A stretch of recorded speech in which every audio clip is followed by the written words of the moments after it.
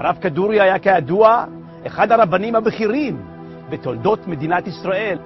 ושנה לאחר מותו נמצא פתק שהשאיר הרבי לתלמידיו.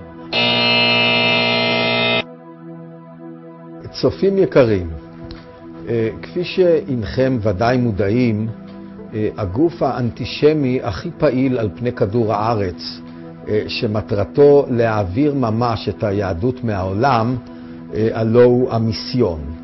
אנטישמיות חייבת להיות נעזרת ואפילו מושתתת כולה על שקרים, משום שהאנטישמיות עצמה היא מן השקרים הגדולים ביותר שקיימים, שהומצאו על ידי בן אנוש מאז ומעולם. המיסיון כל כולו אינו אלא אוסף של שקרים.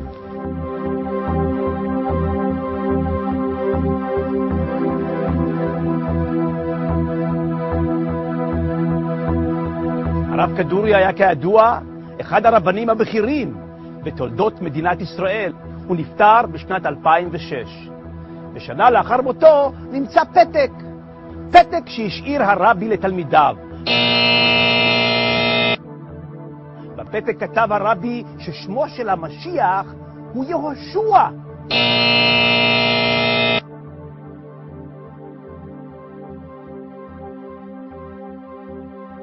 הרב לא מסר שום מכתב קודם פטירתו, לא הודיע לפתוח או לא לפתוח, שום מכתב לא היה משמו, וכל המכתב הזה כולו מזויף מתחילתו ועד סופו.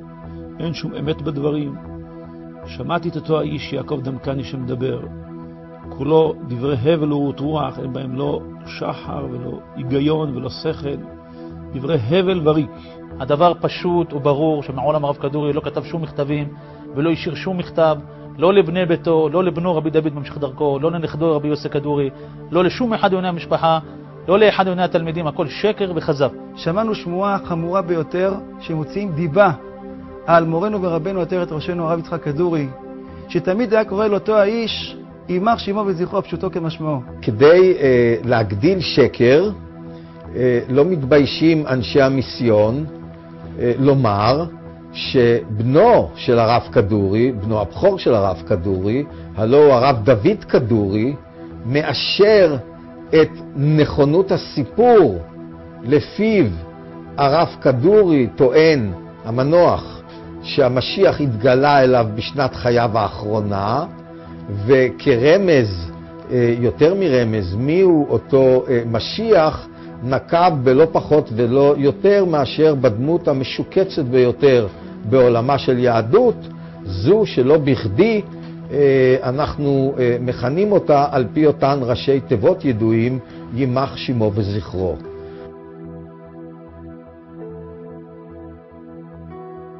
A few months before Kaduri died at the age of 108, he surprised his followers when he told them that he had personally met the Messiah. The Messiah had appeared to him. He wrote the name of the Messiah in a note, he said. The acronym of that sentence, that is, the letter abbreviation that Kaduri spoke of, or the first initials of each word, spell the Hebrew name of Jesus, or Yehoshua, or Yeshua. אני הייתי מקורב לרב, מעולם לא שמעתי על מכתב כזה, לא ראינו מכתב כזה, וגם כמו שאמרנו, כל אדם בישראל יכול לבדוק ולראות, לא צריך לקחת את זה לאדם מומחה. כל תינוק בישראל יכול לראות שהמכתב הזה זה זיוף חמור, זיוף, ולכן אין מה להעריך פה, דברים פשוטים וברורים שהכל שקר וכזב. א', הרב מעולם לא דיבר על יהושע ולא על ישו, בכלל לא הזכיר אותם.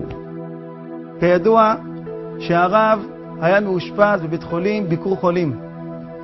ליד בית חולים ביקור חולים יש כנסייה, והרב, פשוטו כמשמעו, כמה ימים לפני פטירתו, הוא פשוט התרומם מהמיטה והתחיל לקחת את המקל שלו ולגרש. ליד החלון הוא התחיל לומר, תסתלקו מפה, תסתלקו מפה, טומאה, טומאה, טומאה. יש בפנינו הוכחה ניצחת. אנטישמיות ללא שקר איננה בת קיום.